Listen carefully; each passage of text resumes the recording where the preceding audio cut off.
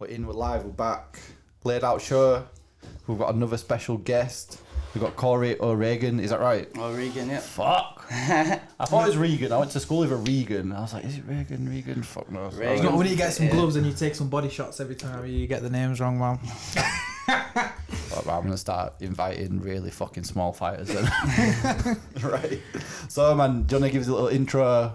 Where you are, where you're from, record, and then we'll get stuck into it? Yeah, I'm, like I say, Cory O'Regan. 5 pro fights. About 80 amateur fights, so yeah, experienced. Wow. Yeah, in that. So my first 12 months. So, my fifth. Just chill out, man. My fifth one coming up. Sorry, my 5th pro fight coming up. Obviously, I've done the 4 in my first 12 months. So yeah, just still learning the pro game, innit? Yeah. What's the biggest difference between amateur and pro that you found? It's not the boxing, man. People always think the boxing straight away it'd be that, but for me, there's not many situations in the ring, you know, you're not being in or you've experienced to throw you. I think it's more the business side of the boxing, you know, the professional boxing. It's that. I think that really, that you're aware of it, but obviously until you actually do it and go for it and see it, then that's where you see how it is, you know, the difference between them both. So yeah. Well, that's the big thing that opened our eyes in boxing was being able to sell yourself. having to sell tickets, market yourself, and like. We didn't see that side of it, did we? Really? You didn't realise it, but it's a huge thing, man. Yeah, like I say, do you know what I mean? When people, it's only until you're properly involved in it, you can understand it to fully. I guess it's like. The amateurs, like, you turn up, you'd box, you got your weight, you'd date, whatever, you'd fight, you'd box, move on, do you know what I mean? It is like what you'd see on the telly sort of thing.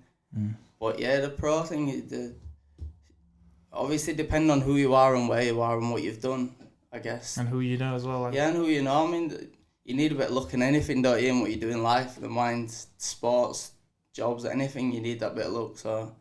It's one of them things. Yeah, boxing's a strange one when you consider that some people get title fights that sometimes they're maybe not that good just because they've got a big profile. Like I always say, like Dave Allen, like he's always the one I always say because he's got a sick profile, but is he top whatever heavyweight? Maybe not. Exactly, but he gets some fights. It's true. It's like I always think a lot of the time that the Instagram, the social media following has a big thing because. Like, a lot of people you can piss off, but if you're being honest, they're not that good at boxing, some people. But yeah, the Instagram might be that thing that the hype gets behind them is bigger than their actual talent itself, which is it's mad because obviously you get the good boxers. There's so many you can see. You can search what you've seen in the past and stuff. No one knows who the fuck they are really. Do you know what I mean? It sounds mad and it is, but. It's like you say, if you've got that behind you and the backing and the stuff, it helps a lot. But I guess there's still boxers out there that prove you can do it, regardless of how you start off. Or do you think it helps being in and around like big cities? Like Manchester is like a big city for fighters. Leeds is becoming a big city for fighters now. Do you think that's like an important part to be have a base in a big city or not? In a lot of ways, yeah. Overall, I'd say yes. So like in Leeds, obviously Josh Warren's done big things for boxing in Leeds, but Leeds has always been a talented city anyway. Do you know what I mean? With or without what Josh has done, but still what Josh has done is sort of, it's made it so everyone knew that Leeds were doing. Do you know what I mean? People knew that we're a good city with boxing and stuff, but obviously he's now propelled onto a world stage, which is different to what you'd get domestically and things like that. So, I mean, the promoters and stuff like Eddie Earn and stuff like that is now obviously with Josh, so that could make a big difference in terms of who gets on the shows, what shows the money put in, where they are, and who. Do you know what I mean? So, obviously, it's a good thing for everyone boxing in and around Leeds. Yeah, big time. So what's your plans for 2020? Do you have like a bit of a rough idea of what you want to do on? What I want is obviously I expect big things in myself. whether I'm given that chance, I don't know. That all depends on how things work out and stuff. So hopefully, yeah, I believe my ability. I could box for titles tomorrow, and in my opinion, you know, that's where I'm at. But obviously, timing in boxing is the biggest thing. It's like you got to make sure you're ready for that, and then ready to stay at that level. So I think that's it really. But yeah, in 2020, I think ideally you want to be there, English title, and that's how I want to be with that. I want to, cause like 24, want I in December just gone. So yeah, I ain't a baby not in this sport. I'm not old, but I'm not a baby. If you know what I mean. I don't want to be hanging about for too long at these little fights and things. You want the big fights. Yeah, sick man. It's good that you've got that amateur behind you though, like tons and tons of fights in your locker.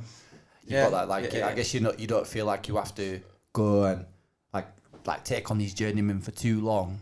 Because you've been in because amateurs is super competitive, right? There's no journeyman fights really in there. The level's always, the standards are high. Yeah, I mean, I boxed my last one. I boxed Dalton Smith. So obviously he's on the ADA and things now. So, but like I think I'll be in the same year in the ABAs and stuff. I'll be the one who went on the one at the year after once I turned pro. He works, I think he's with Frank Warren now. That's Sam Noakes. So there are all these people. So I've been on it.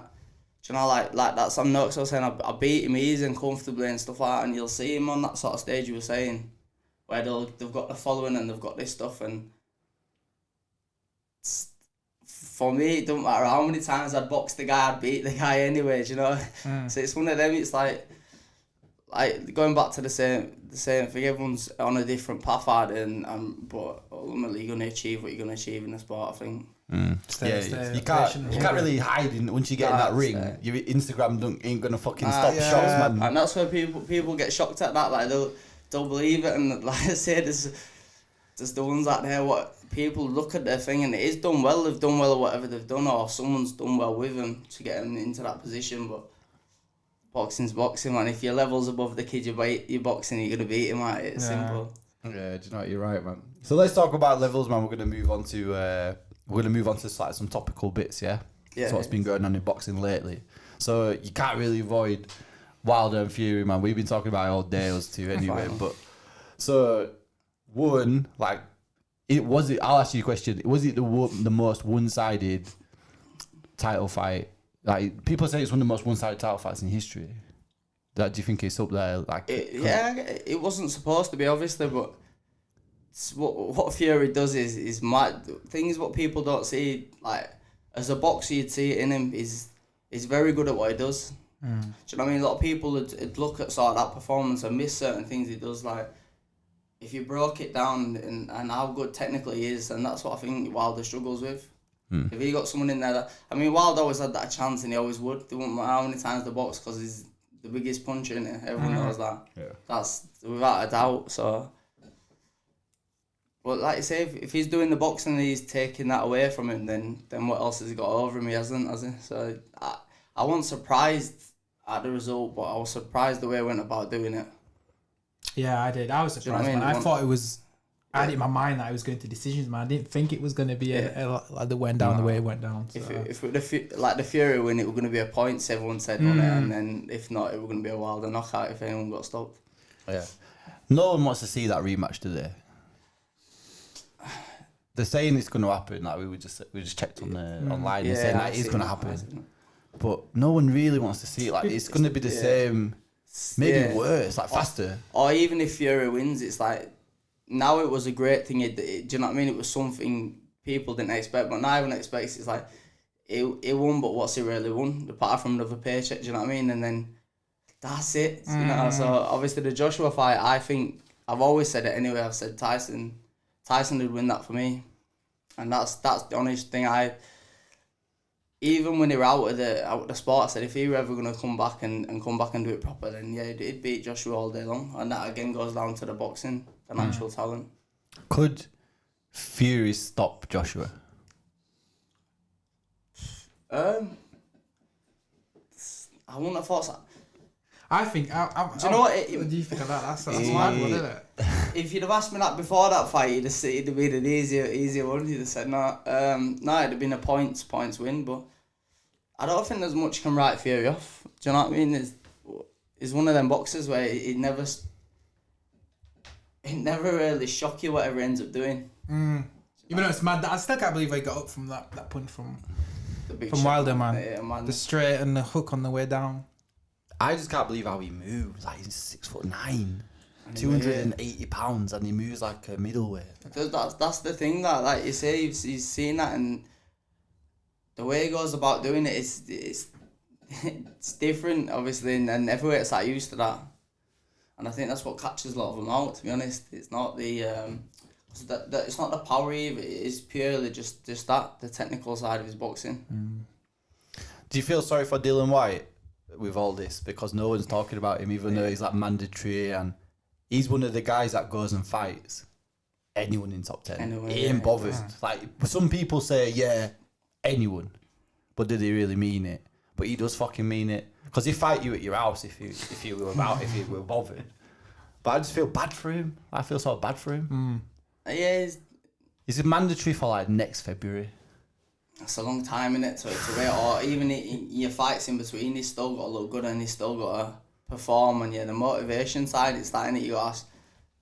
Because like you said, if you got the money, I mean, I don't know what it is, what motivates him most. Obviously, you'd think the titles, you'd hope it's the titles, because if it is, then you think, yeah, it's worth waiting around for. But the money in that, I mean, with Eddie Hearn, innit, so I think, is it? He's with Eddie Hearn, yeah. So, I mean, it's not going to be short on money anyway, let's put it that way, do you know what I mean? He can still, so it's the lifestyle, I guess. If he lives the life, he'd still be there and thereabouts. But there's people like, I don't know, like you say, there's a lot of fights out there still for him. It's just not in that top three. There's the three of them now, isn't there? Yeah. And that's what people want to see. Even if Fury beat Joshua, people still might say they want to see Joshua v Wilder. Do you know what I mean? Even then. Or Wilder could, if he did step back and say, all right, we won't do it's the rematch clause, wasn't it? So he could say them two box each other, whatever day, Joshua and Fury, and then he boxes the winner, because then it still gives him the chance to win them belts, doesn't it? Yeah, you're right, man. And the money's still going to be good regardless of both fights, who it is, yeah. I think this is the parts where boxing kind of fucks itself sometimes. Or like, you've got, like you say, you got that mix of three people, like Wilder, you got Joshua, and you got Fury, and like, all right, let's say in the next 5 years, how many times do them three fight each other? It'll be fucking handful. Yeah. Like, it should be loads. It should be fucking loads. Like, if that were UFC, yeah, people just be, like, you two are fucking fighting, no questions. But in boxing, it's just like dance around each other. I take my, I've got a mandatory, so I can't fight you, and I'm not fighting you for this, or if it's not in the US, or yeah. I just pray that fight, when they do fight, I just pray it's in England. Yeah. It'll just be a tragedy if not. I think that will be, definitely. I think the Wembley, I'm guessing, because the only thing what's big enough to know, because it's a sellout regardless of wherever you're going to put, even if it is in America, it'd be a sellout. So yeah, it makes sense to do it in England. Obviously. Yeah, pray to God, man. So we touched on it just then actually, but Josh Warrington's gone back to Matchroom. I think that's sick for him. But now, like, he's got mandatory again, fucking Kid Galahad, that no one wants to see. It's just upsetting, man. Fight on it. It's such a bad fight. But we talked about it in our last episode, but I wanted to ask you, like, how do you go and fight someone like Kid Galahad that's like just there to spoil everything? Like, what do you do? Like, how do you get around that? He done it. Do you know what I mean? And then there's never any credit there for doing it. Like, they'd say it was a poor fight or like poor to watch, but credit to Josh, he'd still come out a winner. Do you know what I mean? And that's the main thing for him. And even if he did it again, it'd be the same. So the fight ain't gonna sell. It's a case of, if that had to be made for that reason, then I can't imagine it being any different. I think Galahad's only got that. That's the only thing he's gonna do. Because he tried to spoil Josh's work, but in doing that, he spoiled his own, which completely ruined the whole thing, didn't it? Yeah, you're right, man.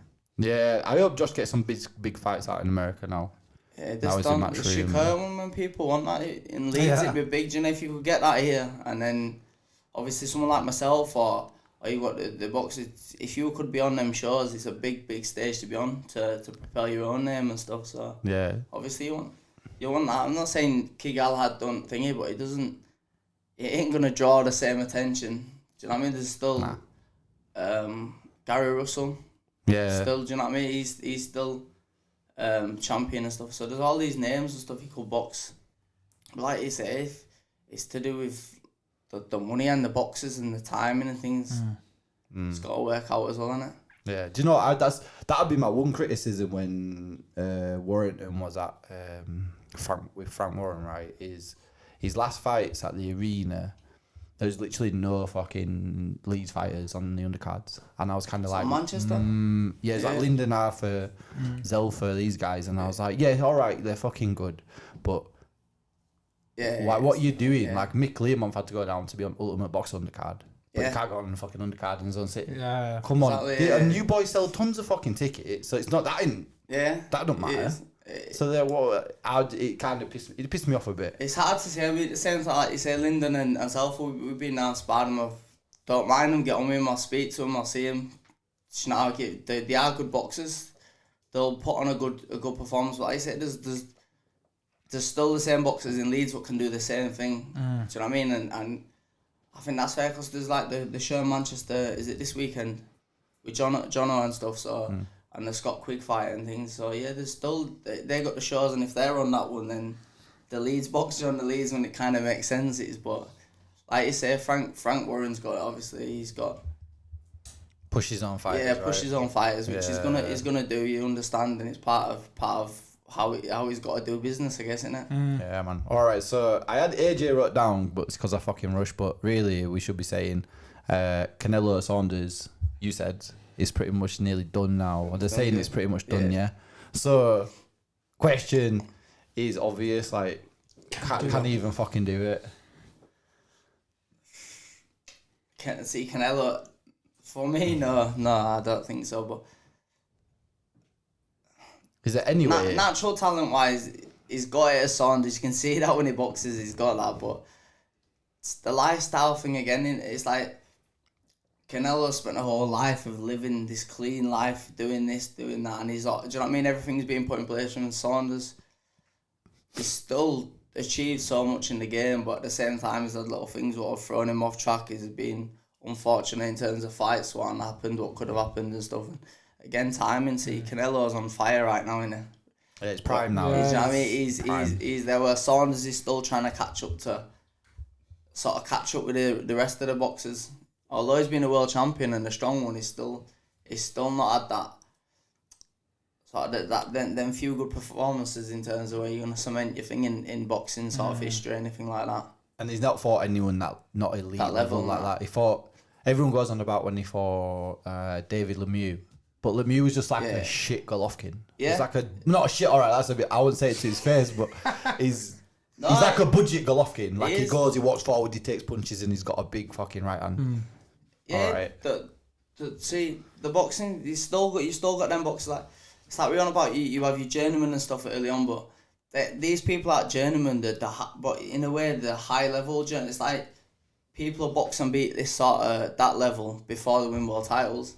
And I think he's one of them. Lemieux's one of them. If you beat him and you beat him comfortably, then it shows you're ready for whatever stage. Does that other one? Is it middleweight, super middleweight, like Risotto and stuff? Yeah, Risotto. A lot of boxing, the same thing. Like you're supposed to come through them fights and beat them comfortably, and then you know you're at that level. But these people are still making a killing, and he's still got 6 figures in his bank. Them people, so do you know what I mean? They're not mugs either. So that's where a lot of people can. They're going to trip up on them sort of opponents, or they're going to make you in a way because they're going to give you that opportunity to move on. I think. Yeah, I probably think Saunders gets stopped to me. You think he's going to? I just don't think he's gonna. I think Canelo just smash his body and then just take him out late. Because they talk about the technical ability of Saunders, but Canelo's is people don't say about his. For some reason, people have had in their head that he's some big, powerful, strong thing of what comes to knock people. He doesn't. Do you know what I mean? It's the way he boxes is very smart. He's technical in everything you got. Do you know what I mean? He does. There's some of these Mexican fighters don't get the credit they deserve for the boxing ability. It's like the Manuel Marquez and stuff like that. All these boxers were so good technically, what people didn't give him credit for because they just assume the Mexican boxers are all out throwing all these shots and things like that. So Yeah, you're right, man. Yeah, do you know what? That is fucking weird, actually. Canelo don't get massive... To say how big a star he is, he don't get, like, proper raved about. Credit. He's not like... No one mentions him like Crawford or Spence or all these boys. He's never get mentioned with them at all. Yeah. At the same time, the boxers suffer with, like... The back foot boxers, people don't realise how strong they can be as well. It's like... in the same way, but the complete opposite. You've got your front foot boxers have said that durability and stuff, and people doubt that. But then you've got your, like you say, your back foot boxers, but they're strong. To hold these boxers off and to do what they do is shows how good they are and how strong and, you know, how well rounded they are, I guess. It's that in it, being able to adapt. Do you know, well, like, you got to fight Canelo in Vegas, you know you can't even go judges. Because he got smashed by Golovkin first fight, really. By a good, like, 3, 4, 5 rounds. Yeah, and he still got a draw. For the KO, man, yeah. It was a draw the first fight, wasn't it? Golovkin. They get a draw. Second fight, yeah, he probably did win, but still. And then Saunders is not going to stop him. Like, there's no way on earth. He probably won't even hurt him. Nah, I'd agree. Yeah, Canelo's a beast, man. Moving up where, doing what he's done, man. Yeah, he's a big Do you see anyone beating him at the way that he is now? Canelo? Yeah. Who's in there? No, because he's got Saunders and Callum Smith are his two hardest fights. He'd have to start jumping like silly weights. Yeah. I'd love him. I would have loved him to fight Andre Ward, but that's gone now. Yeah, like when Ward had just retired, and Canelo just beat Kovalev, then they were like, "Oh, Andre Ward maybe come out of retirement. That'd be sick." And then they're saying, "Oh, let him fight Mayweather again," but don't do it, Floyd. Don't do it now. Unless you got no drug testing, don't do it. All right, man. So we're gonna get to the last bit, man. This is a fun bit. So, who are your 3 top pound for pound fighters of all time? I'd still say Floyd Mayweather. I would. Is that number 1 or 3? Number 1. In the long run, you're gonna see Lomachenko. I think he'll get his credit he deserves. I think. The third one's a hard one. There's not many.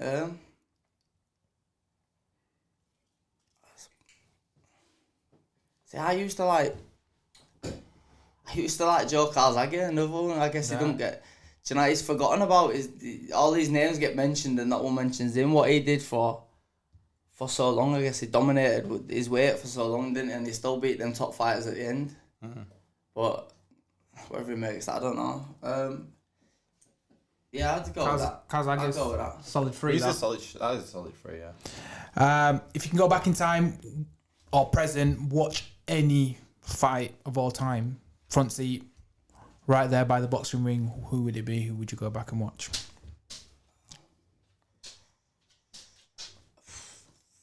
Probably just for how it all panned out. Maybe the Duran Leonard, the second one, the no mask one. I think it'd be a good thing to, I guess, to see him come back from getting beat the way he did to then embarrass Duran in that way. That'd be good to see. So, have you ever been put in a situation like that, like close to in your fights where you've been down on the cards and you've had to?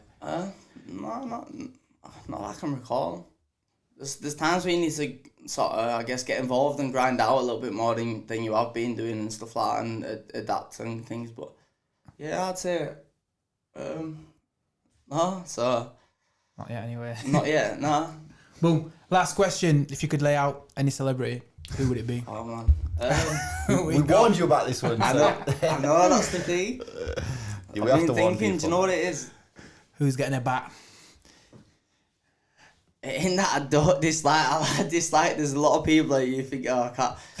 If I can't be asked with someone, I don't even think about them too much. So I don't know.